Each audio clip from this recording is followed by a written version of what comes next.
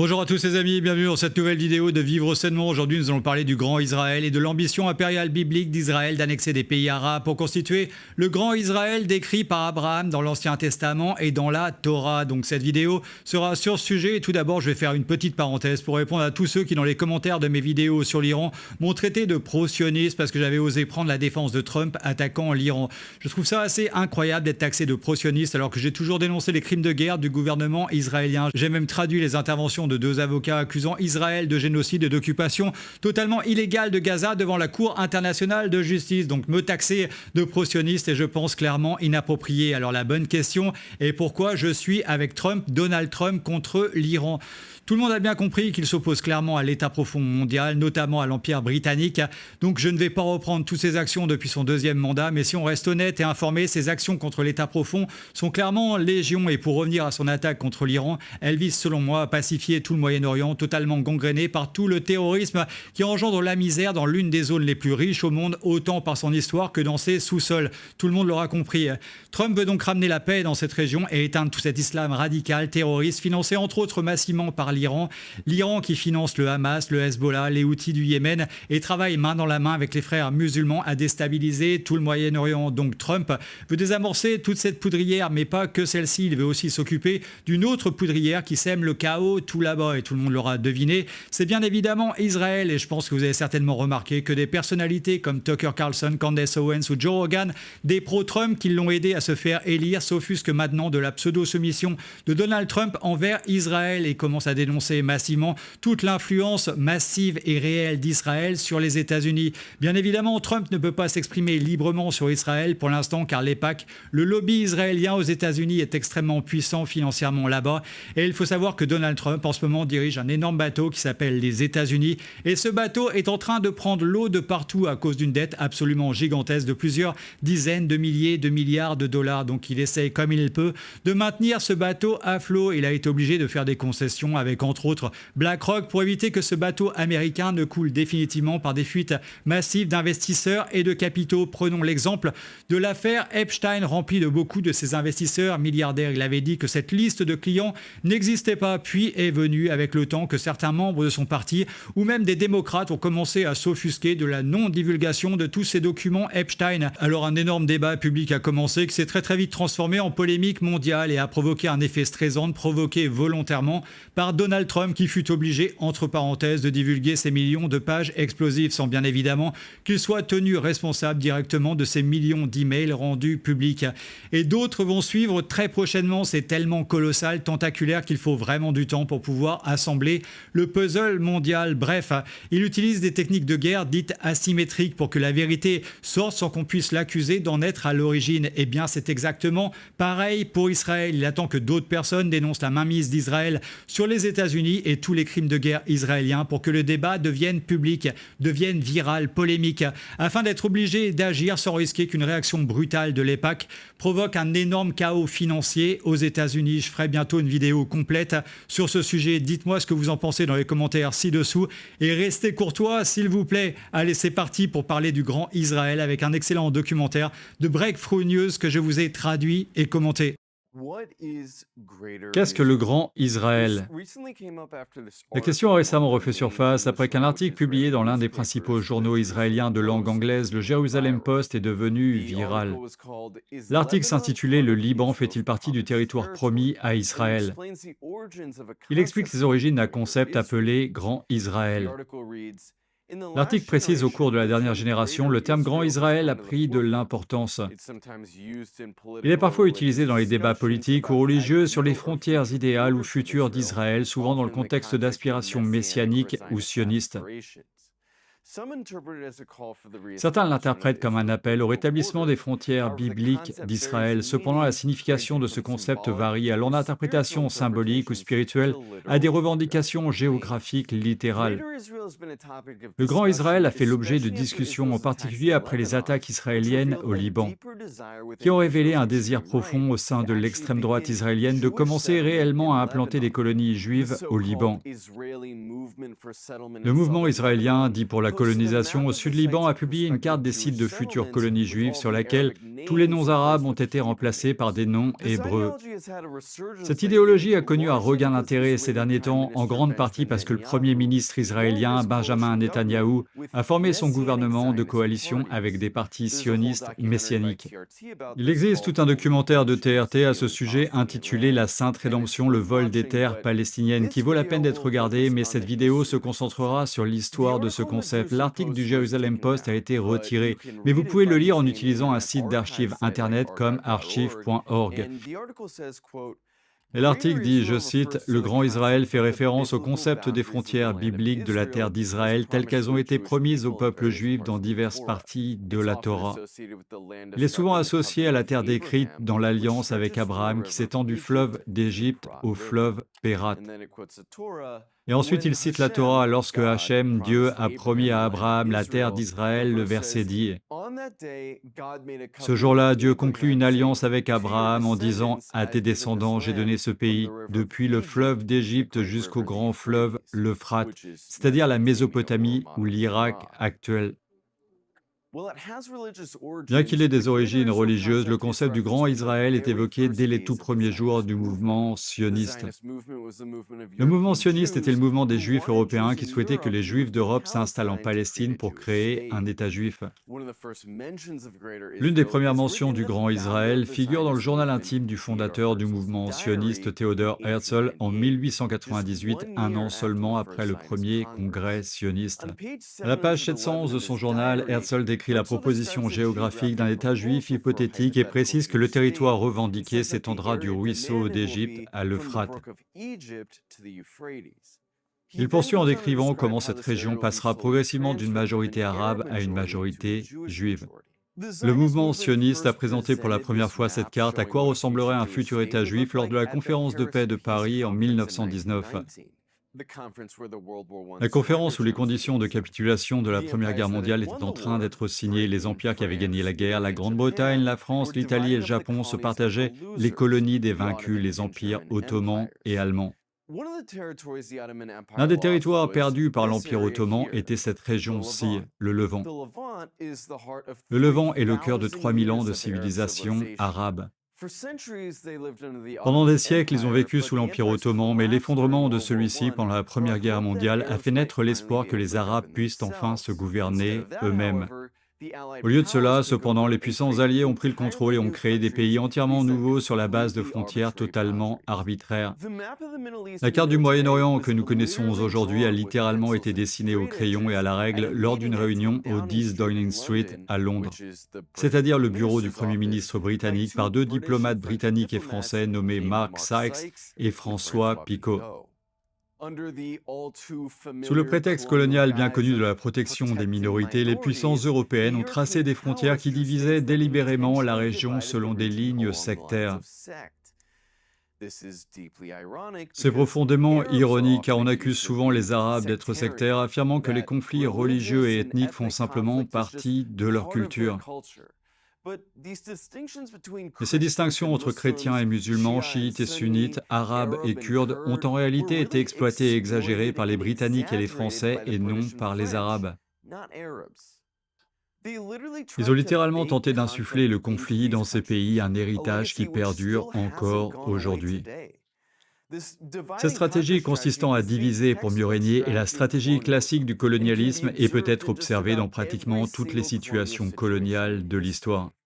Et oui, diviser pour mieux régner, c'est toujours ce qu'ils ont fait en Afrique. Ils ont tracé des frontières non pas autour des groupes ethniques ou religieux, mais en découpant ces groupes en plusieurs pays, en les mélangeant avec des groupes rivaux dans ces mêmes pays, de façon à fabriquer des pays qui seraient toujours éternellement en guerre, des pays qui seraient éternellement instables, des pays qu'on pourrait toujours faire exploser, renverser à tout moment, simplement par exemple en armant l'autre camp dès que ceux qui sont au pouvoir cesseraient de servir les intérêts des marionnistes qui exploitent toutes les richesses de ces pays. Les exemples en Afrique et au Moyen-Orient sont malheureusement dangereusement légion et c'est exactement aussi ce qu'ils font avec l'immigration massive dans nos pays. En Europe, ils créent des communautés diverses, radicalement différentes pour toujours créer encore plus d'instabilité à leur guise, toujours divisées bien sûr pour que ces criminels au pouvoir puissent toujours mieux régner. On continue.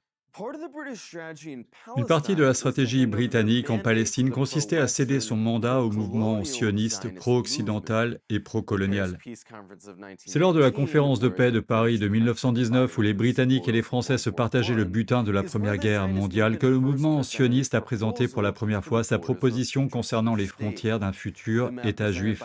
La carte présentée par David Ben Gourion, alors figure de proue du mouvement sioniste et futur Premier ministre d'Israël, avait été dessinée par l'organisation sioniste mondiale et comprenait la Cisjordanie, c'est-à-dire la rive orientale du Jourdain, une partie du sud du Liban et le Sinaï égyptien. La carte fut rejetée par la Grande-Bretagne et la France et s'ensuivit un long débat sur ce que devaient être les frontières du futur État juif. L'un des principaux participants d'une colonisation expansive était cet homme, Zeev Jabotinsky, un dirigeant de l'aile révisionniste d'extrême droite du mouvement sioniste.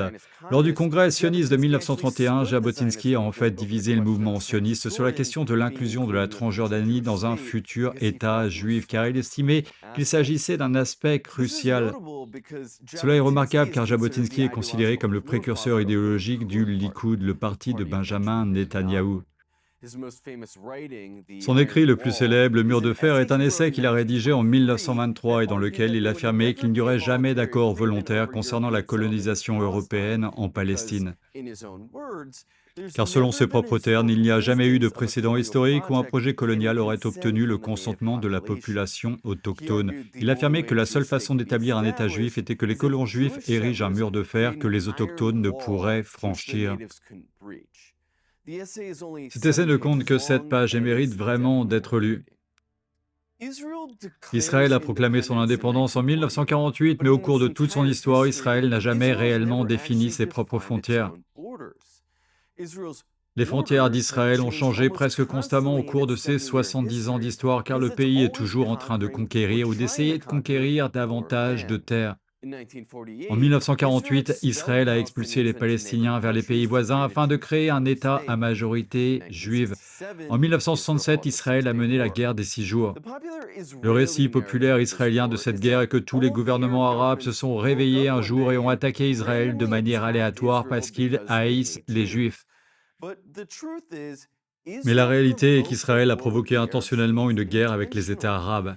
Cela a été ouvertement admis par plusieurs généraux israéliens de haut rang après la guerre.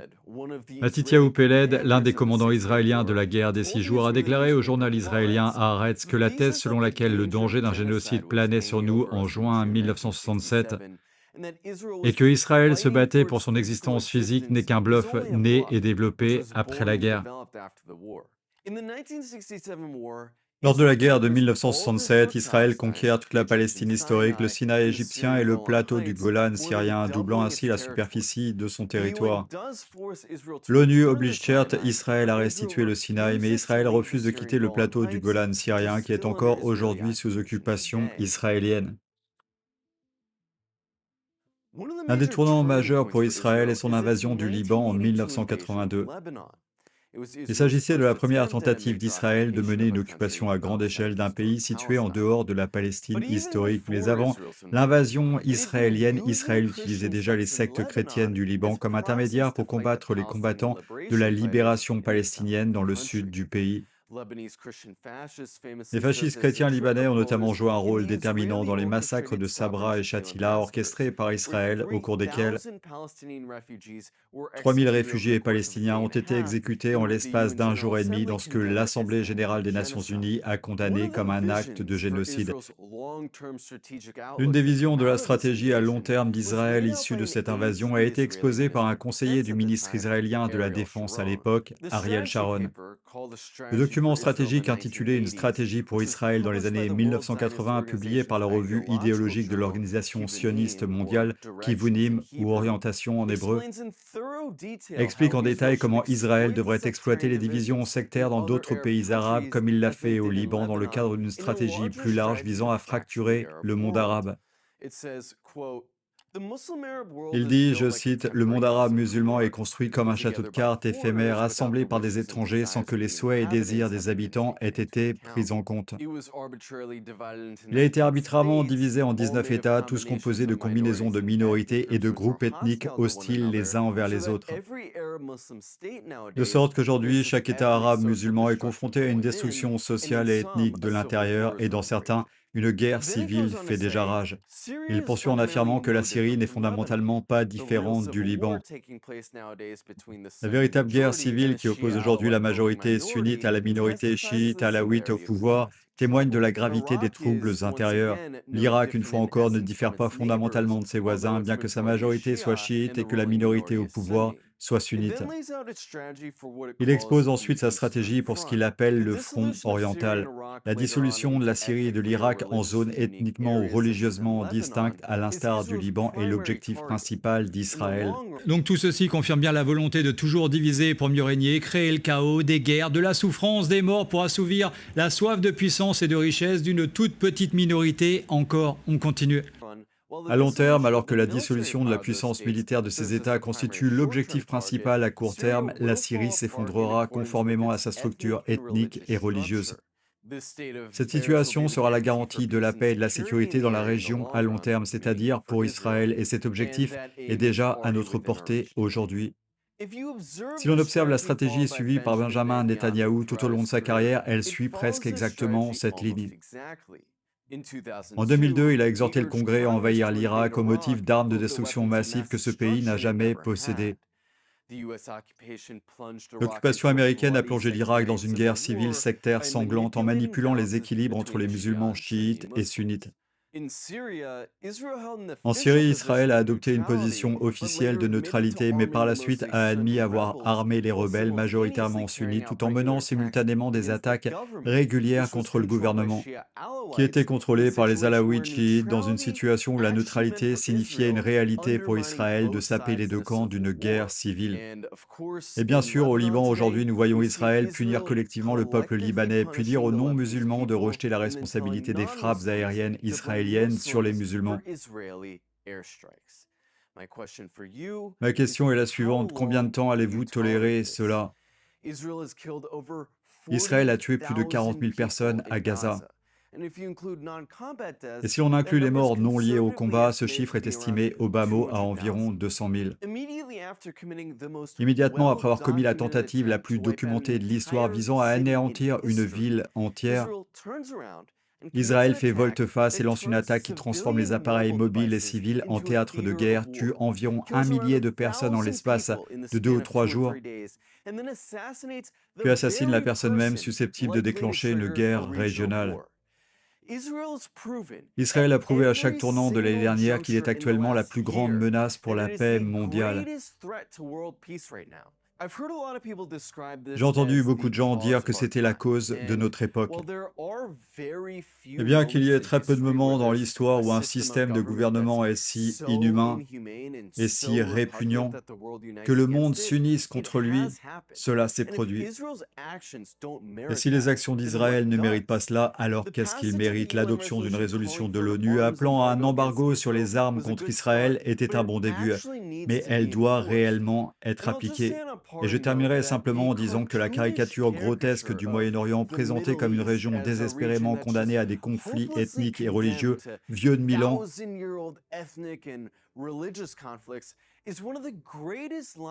est l'un des plus grands mensonges qui ait jamais été perpétué depuis le 11 septembre. Ce discours qui a convaincu des millions de personnes que les troubles et conflits faisaient partie intégrante de la société arabe a masqué la réalité selon laquelle ceux-ci faisaient en réalité partie intégrante de la stratégie coloniale britannique et française et de la domination mondiale des États-Unis.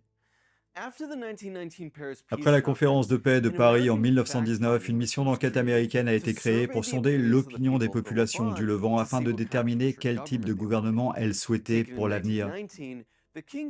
Mise en place en 1919, la commission King-Crane a enquêté dans 1500 villages en Syrie, au Liban, en Palestine et en Transjordanie. Sur les 2,5 millions de musulmans, le demi-million de chrétiens, les 100 000 juifs et les 100 000 druzes interrogés, pas moins de 80% des personnes interrogées ont voté pour cette option-ci. La Grande Syrie, qui était le concept d'un État pan-arabe unifié qui aurait réuni le Liban, la Palestine, la Syrie et la Transjordanie en un seul pays. La Grande Syrie ne s'est évidemment jamais concrétisée car cela aurait été inacceptable pour les puissances coloniales de l'époque, mais il est intéressant d'y repenser à la lumière de ce que nous savons aujourd'hui. Toute la thèse de cette note stratégique israélienne de 1982 reposait sur l'idée que le panarabisme était mort. Mais si l'on en croit la découlée, le panarabisme reste au contraire très pertinent non seulement pour la question palestinienne, mais aussi pour la région dans son ensemble. Au cours des 30 dernières années, Israël a normalisé sa présence dans la région en concluant des accords de paix avec les États arabes les uns après les autres,